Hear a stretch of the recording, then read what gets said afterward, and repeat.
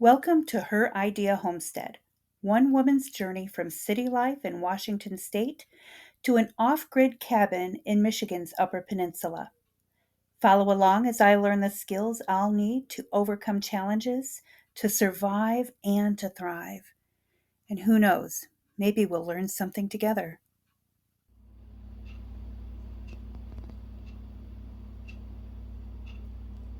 These are frozen tomatoes. Pretty soon, they're going to be tomato sauce. So I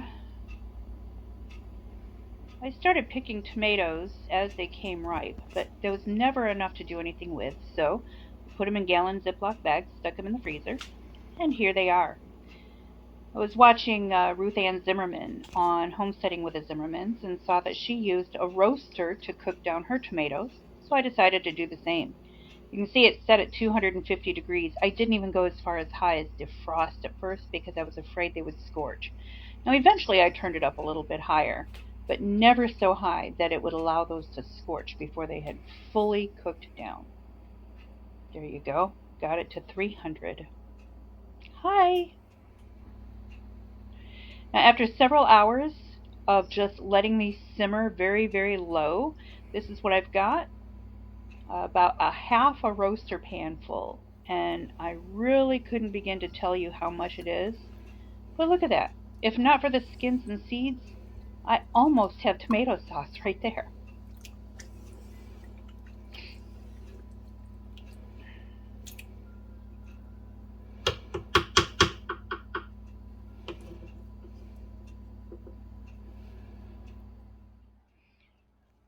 All right, so I have a blender. And this is another thing Ruth Ann Zimmerman did. She used her Vitamix blender to be able to leave the seeds and skins all in. It saves her a lot of time because she has a huge, huge family that she's trying to preserve for. So I decided, what the heck, I would use my husband's old KitchenAid. It's a really good blender. And notice I'm doing this one-handed. Well, that was all right.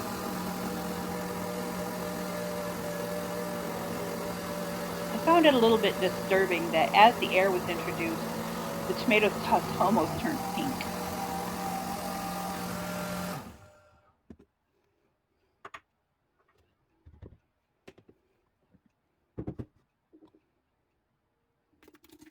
And there's our first batch. Skins and seeds and all. Nice and smooth. And here we go. We're going to fill it up again. Remember I said that I was doing this one-handed, right? Because I don't have somebody to hold the camera. And I didn't really have a good spot to put the camera while I do this. Never use, ouch. Never use your blender one-handed. My mother-in-law came to the rescue. She gave me this wonderful sieve here. It has the pestle shaped just right to be able to go around and around and around. And it is so fast. You just put your food in there that's already been cooked. You roll that pestle around the edge, and it pushes the pureed food out. I'm going to try a little bit more here. Got all the seeds in there. I've kind of overfilled it a little. Look at that.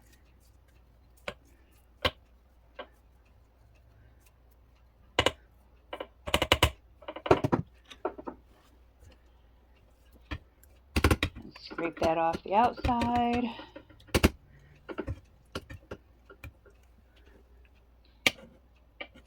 It is a little bit more work, but I actually prefer using this sieve. I've always enjoyed anything old-fashioned. I feel like our life today, things are just too easy, and it leaves too much free time, and that goes for some major discontent. Now those tomato peels and seeds, they're going to end up going into the compost. I don't have pigs. If I did, they would get them. Right now, I'm still living in town in Washington State. And so I'm here at the house in Washington. And so I've got my dogs, got a cat, got 2 goldfish. I do not have a pig.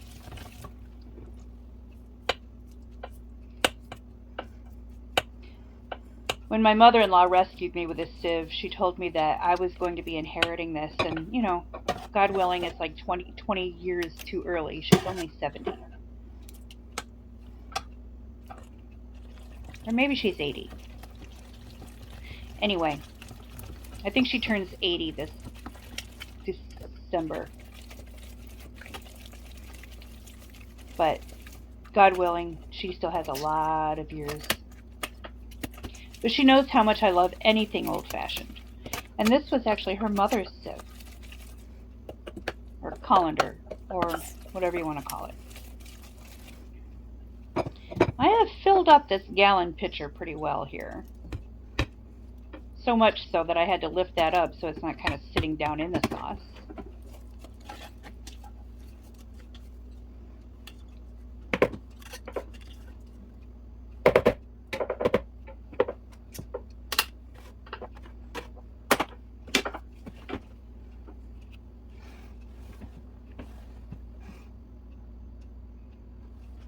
Honestly, I think the longest hands-on part of this was actually the washing and freezing of the tomatoes. All right, let's do a little bit of cleaning up. I am really messy in the kitchen. And usually if I'm doing something in the kitchen, I have dishwater sitting right next to me because I'll wash my hands about 50 times in the course of cooking something. Oh, what a mess. I've always thought cooking was a hands-on sport.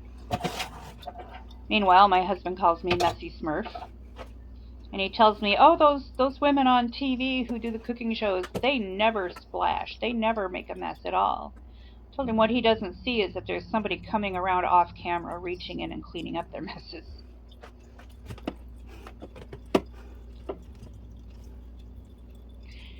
And I have to ask you to excuse all those cords in the background. We only have one outlet in the kitchen besides the one for the refrigerator and the one for the stove. We actually put our microwave on top of the refrigerator so that we can plug it in. This house was built in the early 1950s. They just didn't have all these electrical appliances.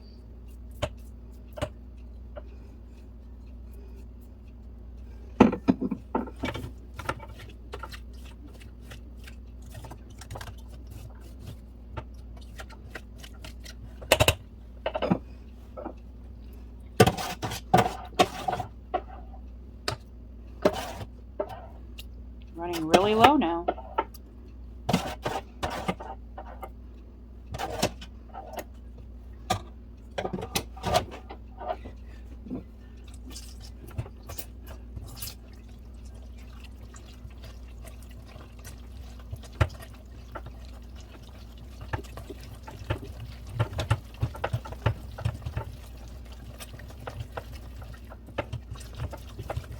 It's so quick and easy.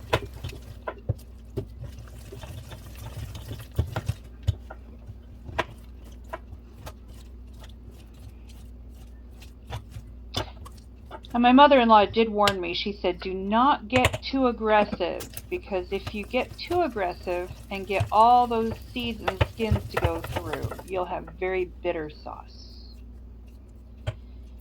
Now, I guess that was her experience with applesauce.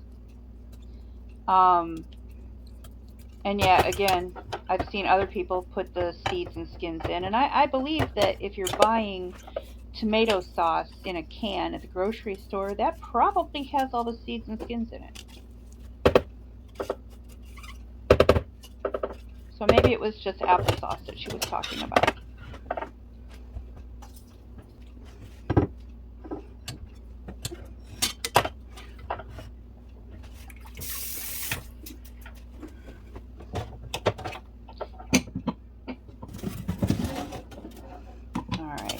now to get the last little bit, but there's so little space on these kitchen counters. They really weren't made for this kind of work.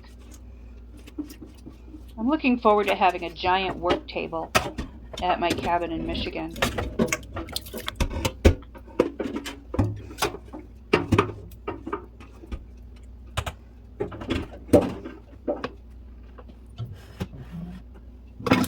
If you ever get a chance to watch Homesteading with the Zimmermans, take a look at Ruth Ann's work table. It is amazing, and it's exactly what I want in my cabin.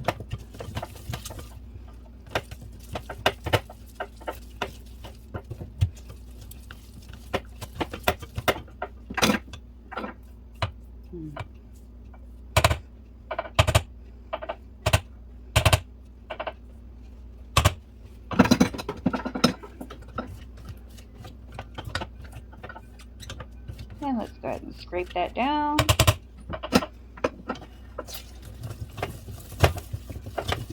Get that last little bit.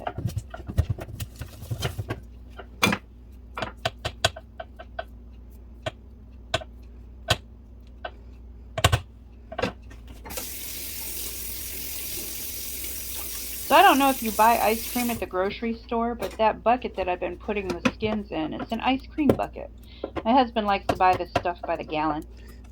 Told him once we have our own milk cow, he's not allowed to buy ice cream anymore.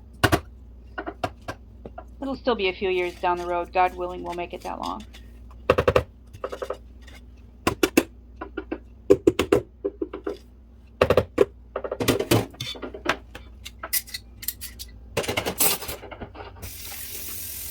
All that goes into the dishwater. And that's all that's left. Out of that giant roaster full, that's all the waste there is.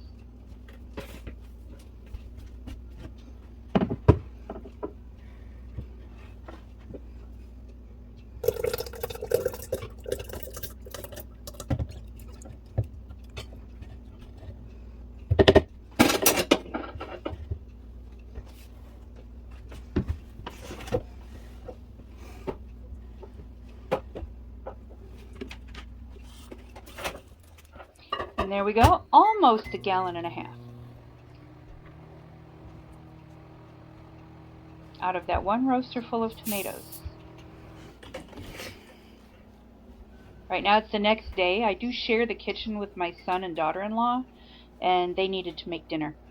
So I refrigerated my sauce, and then now I have reheated it very low and slow in a stainless steel pot. I found out that the pots I've been using are actually cast aluminum, and they're pitting and just not great, and you don't ever want to put anything acidic in aluminum because it will pull that aluminum out into your food. And we're going to water bath can this tomato sauce because tomatoes are acidic. I have clean jars. They're actually still warm, just got them out of the oven. Brand new lids.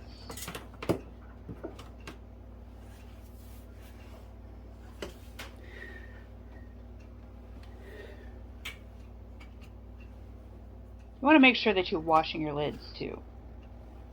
Alright, we've got some salt, and we're putting half a teaspoon of salt in each jar.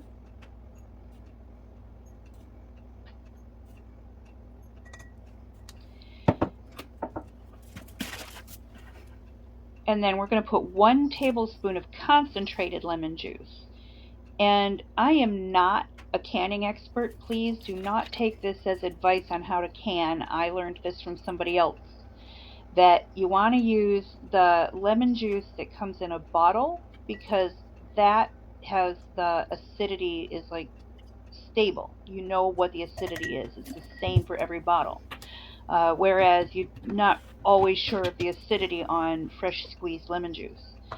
So we want to raise the acidity level just a hair because tomatoes are kind of on the edge of acidity for being safe for water bath canning.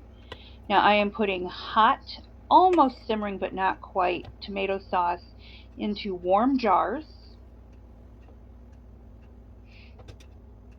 And I'm leaving just about an inch of headspace, And without even measuring it, I know that that's close to an inch because it's right at the bottom ring on the threads at the mouth there. And I've actually taken a canning masterclass since I did this. It was a pressure canning class. But one of the things that was taught in that class was that if you don't have enough headspace, then your food can siphon out the top either while you're canning or during the cooling process, and that can damage your seal. Um, if you have too much headspace, then it leaves the possibility of too much air, and you could get bacteria, mold, etc.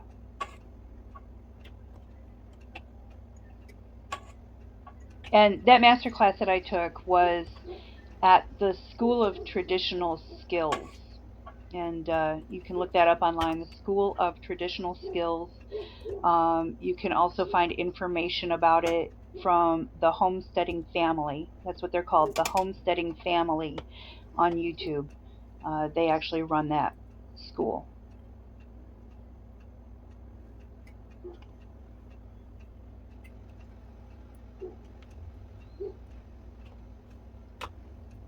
Just topping off a little bit. Now this is a bubble popper, and because this is a fairly thin uh, little bit of sauce here, it's not super thick. I don't anticipate there being big bubbles in there. What is that? Oh, that is a seed. Yeah, I don't anticipate there being any big bubbles in there, but still you want to make sure because big bubbles can change your headspace. And never do what I just did with metal because it can damage your jars. Use wood or plastic. Again, I am not an expert. I am not teaching you how to can. I'm just showing you what I did to get these jars filled and sealed and on my pantry shelf.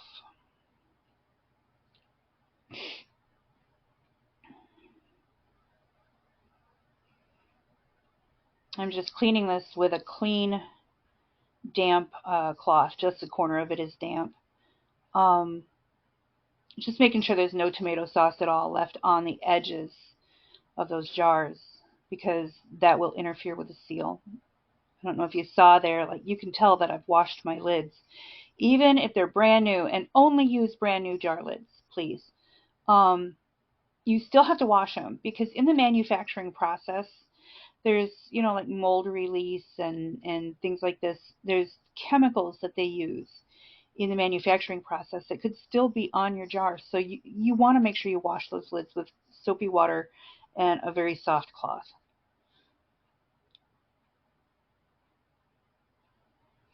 And I'm screwing those rings on. You want to make sure you don't screw them too tightly. You want them what they call finger tight, which is a little tighter than snug, but you're not like really wrenching on them.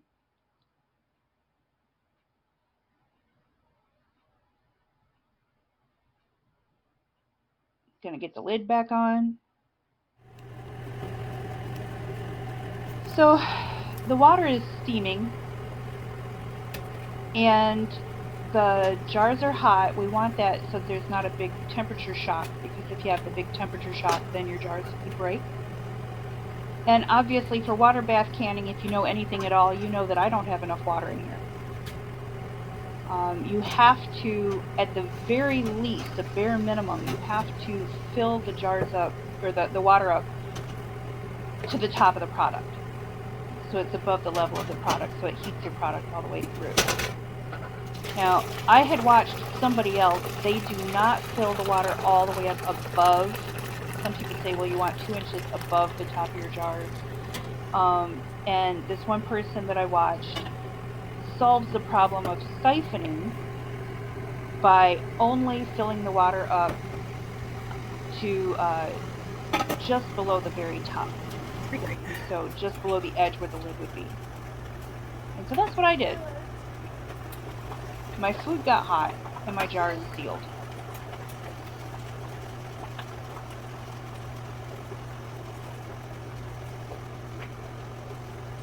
And this is the first batch coming out. Now, uh, I didn't know that you're not supposed to tip your jars at this time, but again, from taking the class that I took, I know that you're actually not supposed to tip your jars.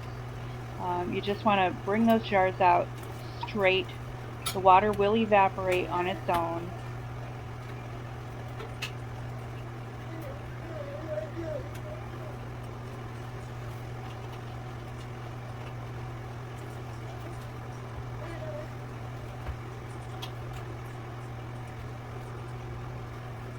Okay, we've got 7 jars of tomato sauce, and we're going to have one more batch after this. Isn't that lovely? Tomato sauce. Who knew? And this is after the second batch. I don't know why my camera did that, but we now have 12 jars of tomato sauce. They are labeled, they're dated, and I have taken the rings off. Please do not store your jars with the rings on. And there's my granddaughter.